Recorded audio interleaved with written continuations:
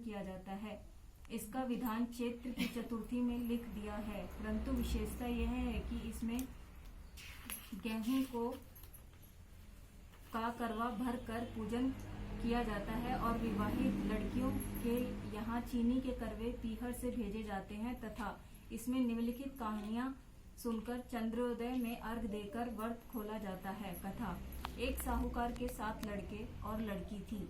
सेठानी के सहित उसकी बहुओं और बेटी ने करवा चौथ का व्रत रखा था। रात्रि को साहूकार के लड़के भोजन करने लगे तो उन्होंने अपनी बहन से भोजन के लिए कहा। इस पर बहन ने उत्तर दिया, भाई अभी चांद नहीं निकला है, उसके निकलने पर अर्घ देकर भोजन करूंगी। बहन की बात सुनकर भाइयों ने क्या काम किया कि नगर से बाहर जाकर अग्नि जला दी और छलनी ले जाकर उसमें से प्रकाश दिखाते हुए उन्होंने बहन से कहा, बहन चांद निकल आया है, अर्घ देकर भोजन जीम लो। यह सुनकर उसने अपनी भाभियों से कहा कि आओ तुम भी चंद्रमा को अर्घ दे लो, परंतु वे इस बात को जानती थी। उन्होंने कहा, बाई जी अभी चांद नहीं निकला, तेरे भाई तेरे से धोखा करते हुए अग्नि का प्रकाश छलनी से दिखा रहे हैं। भाभियों की बात सुनकर भी उसने कुछ ध्यान न दिया, वह भाइयों द्वारा दिखाए प्रकाश को ही अर्घ देकर भोजन कर लिया। इस प्रकार व्रत भंग करने से गणेश जी उस पर अप्रसन्न हो गए।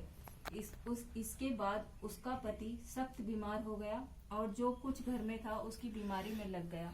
जब उसे अपने किए इस दोषों का पता लगा तो उसने पश्चाताप किया और गणेश जी की प्रार्थना करते हुए विधि विधान से पुनः चतुर्थी का व्रत करना आरंभ कर दिया।